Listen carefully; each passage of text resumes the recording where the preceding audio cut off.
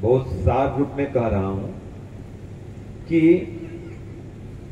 एक ऐसी बात जिसको हर प्राणी चाहता है, ऐसा विषय जिसको सब लोग चाहते हैं, सबका लक्ष्य वही है। हम जितने लोग बैठे हैं, हम सबका एक ही लक्ष्य है, इनका भी लक्ष्य वही है, आपका भी हमारा भी, चाहे गृहस्थी हो, सन्यासी हो, ब्रह्मचारी हो, वानप्रस्थी हो, वो लक्ष्य क्या है? चाहे उद्योगपति क्यों न हो, ये फिल्मी कलाकार हो, खिलाड़ी हो, कोई भी हो, एक ही लक्ष्य सबका है जी। इसमें कोई मना नहीं करता। और वो लक्ष्य केवल भारत का नहीं, चाइनीज हो, जापानीज हो, रशियन हो, फ्रेंच हो, कोई भी व्यक्ति हो, एक ही लक्ष्य सबका है। वो लक्ष्य क्या है? क्या है जी? सभी दुखों से छूटना। बताओ, सब चाहते हैं नहीं चाहते हैं?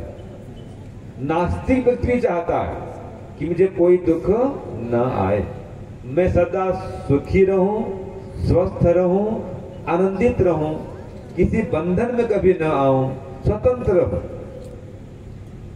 हर जीवात्मा की ये इच्छा है, लेकिन केवल इच्छा से कोई बात बनती नहीं है। इसके लिए प्रार्थना भी चाहिए और पुरुषार्थ भी चाहिए। तो देखिए, ये मानव जीवन में ही संभव है।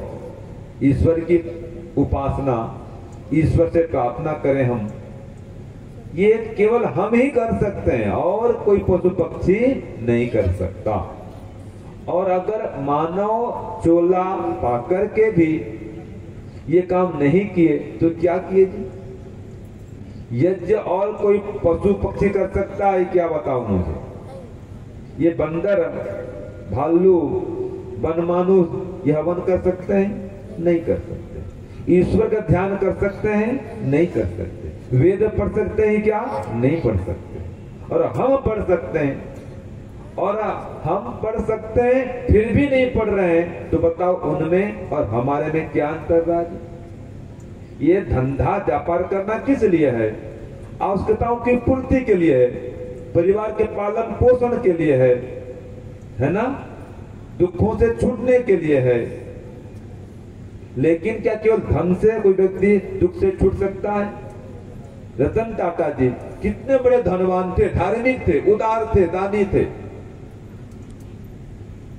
क्या अभी है संसार में? नहीं है। और भी बड़े बड़े उदाहरण दे दिया मैंने। तो हम भी नहीं रहेंगे। जब नहीं रहेंगे तो क्या लेके जाएंगे जी? जो दिए रहेंगे वही लेकर के जाएंगे। तो इसलिए धर्म काम में मुक्त हस्त से सहयोग करना चाहिए। ये सहयोग अपने लिए है। मैं प्रातःकाल भी कहा था, ये LIC का प्रीमियम भरना है, तो जो प्रीमियम भरा होता है उसको ही मिलता है वापस उस कंपनी से। तो परमात्मा की LIC कंपनी सबसे बड़ी कंपनी है। वो जीवन के साथ में भी है, जीवन के बाद में भी है। लेकिन प्रीमियम भरें तो दान पुण्य करें, ईश्वर की उपासना करें और अंतिम लक्ष्य को प्राप्त करें, जिसको वेद भी कहता है कि सब भी दुख से छूटना है।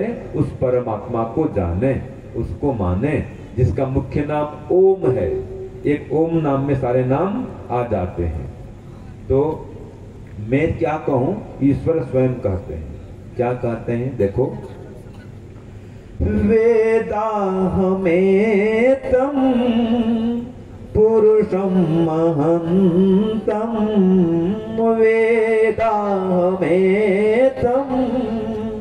पुरुषं महन्तम्, आदित्यवर्णं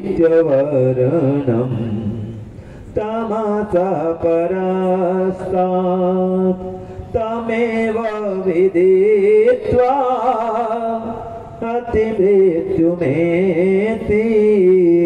तमेव विदित्वा अतिमृत्युमेति, नान्यः पन्था विद्यते अनाय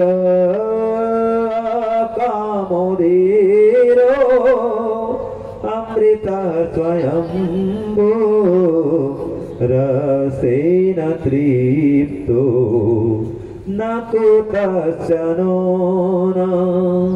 तमेव वेद्वान् न विभाय मृत्यो तमेव वेद्वान् न विभाय मृत्यो आत्मानं धीरम् अजरं युवानम् आत्मानं धीरम् अजरं युवानम्।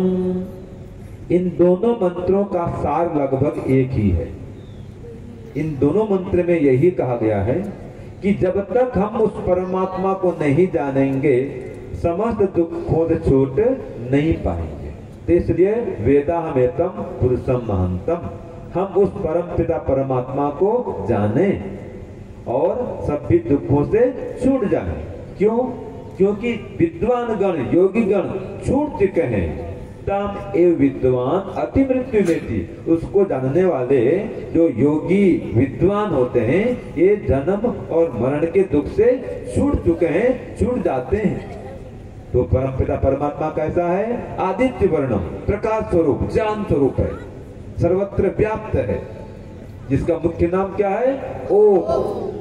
तो सज्जनों, माताओं, बहनों, आप धन खूब कमाएं, कोई मना नहीं, क्योंकि धन साधन है। लेकिन धन के साथ साथ में जो साधन है उस साधन को बढ़ाने के साथ साथ में साधना भी बढ़ाएं, धन भी बढ़ाएं, धर्म भी बढ़ाएं और अगले जन्म में फिर पाएं, ब्याज सहित पाएं। तो धन भी कमाएं, धर्म भी कमाएं, साधन भी बढ़ाएं, साधना भी बढ़ाएं, कुछ स्वाध्याय भी करें। अपने बिस्तर में ही, जहां सोते हैं बेडरूम में, एक पुस्तक रखे रहें, वेद रखें और अच्छी बात है।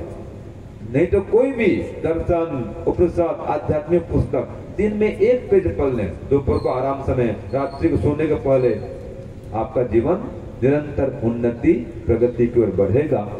तो बस हमारा उद्देश्य यही था कि हम अपने जीवन में सुख, शांति, समृद्धि प्राप्त करें, समस्त दुखों से निवृत्ति प्राप्त करें। तो इसके लिए योग, यज्ञ और वेद का स्वाध्याय, ये तीन आधार हैं।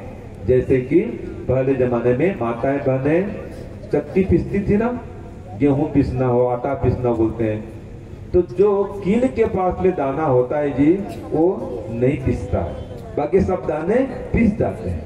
तो यज्ञ, योग और वेद, ये क्या है? कील है। ये तीनों कील हैं, इनसे चिपके रहेंगे, इनसे जुड़े रहेंगे, इनके निकट रहेंगे तो संसार के दुख से, पीसने से बच जाएंगे। प्रतिकूलता आएगी, बाधाएं आएंगी, हम घबराएंगे नहीं अगर इन तीनों से जुड़े रहेंगे।